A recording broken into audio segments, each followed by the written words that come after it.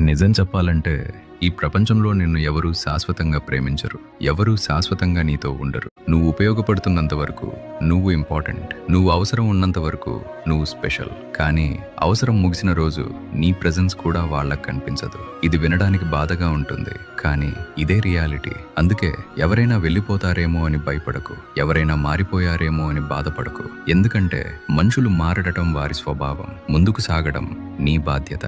గుర్తుపెట్టుకో, నిన్ను నువ్వు గౌరవించుకోకపోతే ఈ ప్రపంచం నిన్ను అస్సలు గౌరవించదు. నీ విలువను ఇతరుల అటెన్షన్తో మెజర్ చేయకు. నీ హ్యాపీనెస్ ని ఇతరుల చేతుల్లో పెట్టకు. ఎందుకంటే చివరికి నీతో ఉండేది నీ షాడో కాదు, నీ కాన్ఫిడెన్స్. So stay strong.